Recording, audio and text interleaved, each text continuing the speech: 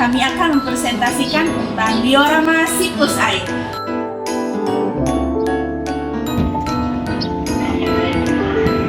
Kamu tahu gak sih, air yang kamu minum saat ini mungkin sama dengan air yang dinosaurus minum pada jutaan tahun yang lalu. Karena siklus ini mengalir secara terus-menerus. Iya, kalau kamu pengen tahu, lihat video ini sampai selesai. Siklus air adalah sirkulasi air yang tidak pernah berhenti dari atmosfer ke bumi dan kembali ke atmosfer lagi melalui proses kondensasi, presipitasi, evaporasi, dan yang terakhir transpirasi. Pemanasan air laut oleh sinar matahari merupakan kunci proses siklus hidrologi tersebut dapat berjalan secara terus-menerus. Air dari laut, danau, sungai, dan permukaan lainnya menguap akibat panas matahari dan berubah menjadi uap air, dinamakan evaporasi atau penguapan. Tumbuhan juga mengeluarkan air ke atmosfer melalui proses transpirasi. Uap air yang mengumpul membentuk bintik-bintik air disebut kondensasi. Ketika tetesan air di awan menjadi cukup berat, mereka jatuh kembali ke bumi dalam bentuk hujan, salju, atau hujan es dinamakan presipitasi atau hujan. Teman-teman tahu gak sih apa itu temaram? Temaram adalah tertarik mata air anugerah bumi. Bagaimana cara menjaga siklus air tetap sehat? 1. Mengelola limbah dengan kurangi penggunaan plastik dan lakukan ekobrik. 2. Menggunakan air secara efisien. Misalnya, mematikan keran saat tidak digunakan. 3. Edukasi sesama. Nah, teman-teman, begitulah penjelasan tentang diorama siklus air. Terima kasih telah menonton sampai akhir. See you next time.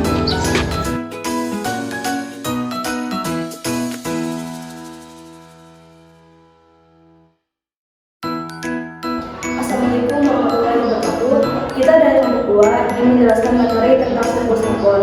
Tapi sebelum itu, saya ingin memperkenalkan beberapa anggota dari kelompok 2. Saya Aisyah, Saya Widaya, saya Mailani, saya Cindy, saya Flora. Saya di sini, mereka hujan. Untuk itu kita langsung saja ke pembahasannya. Saya akan menjelaskan tentang fotosintesis. Fotosintesis yang dilakukan oleh organisme autotrof seperti tumbuhan, alga, fitoplankton, dan juga bakteri.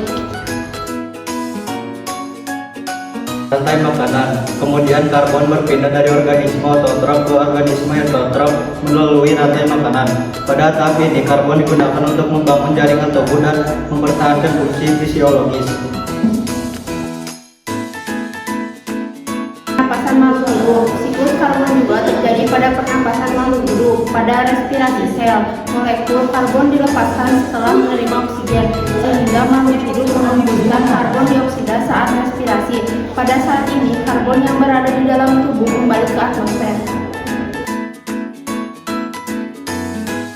Siklus karbon adalah proses alami di mana karbon berpindah antara atmosfer, tanaman, lautan, dan tanah melalui berbagai proses seperti fotosintesis, respirasi, dekomposisi, pembakaran, dan pengendapan. Ini adalah bagian penting dari regulasi iklim bumi.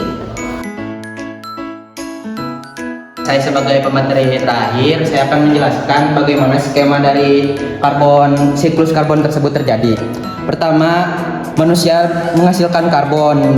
Biasanya dihasilkan dari pembakaran bahan bakar fosil seperti yang dihasilkan dari emisi karbon industri atau kendaraan, mobil, dan motor sebagainya. Lalu karbon tersebut naik ke atmosfer. Dari atmosfer nanti karbon tersebut akan diserap oleh tanaman melalui proses fotosintesis.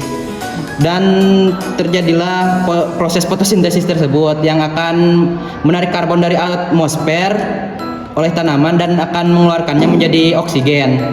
Lalu siklus karbon nanti juga akan terjadi sebuah dekomposisi yang pada akhirnya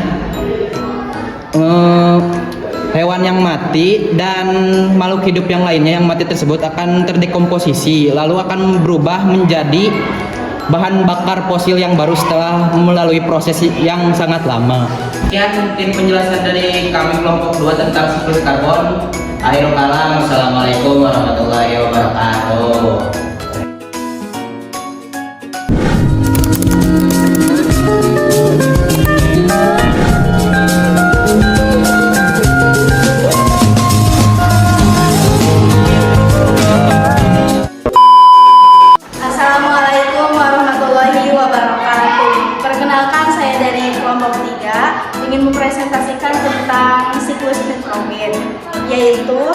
jumlah gas nitrogen di sekitar 78% di udara.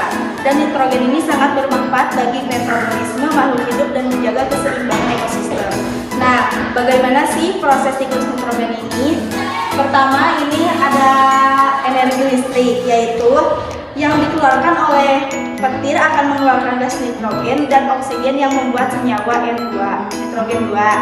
Nitrogen 2 ini diserap oleh bakteri yang ada di dalam tanaman kolongan-kolongan ini, yaitu bakteri Rhizobium dan Ozotobacter. Proses ini dinamakan fiksasi. Setelah itu, mari kita lihat ada tanaman hewan sama kotoran. Semua ini bakal ada pembusukan yang namanya dekomposisi, dilakukan oleh dekopose. Dekopose di sini yaitu jamur. Selanjutnya, jamur akan menghasilkan NH4+ atau sering disebut NH3 atau amonium. Nah, NH4+ ini akan berubah ke NO2 oleh bakteri Nitrosomonas dan Nitrococcus. Proses ini namanya nitrasi. Proses NO2 ke NO3 yaitu nitratasi. Nah, dari oksida amonium ke nitrat yaitu namanya nitrifikasi. Lalu NO3 akan dibagi menjadi 2, yaitu bisa dikembalikan ke tumbuhan melalui proses asimilasi yang sering disebut fotosintesis. Yang kedua, dikembalikannya lagi ke udara menjadi nitrogen yang namanya denitrifikasi. Sekian dari pesan dari kelompok 3. Wassalamualaikum warahmatullahi wabarakatuh.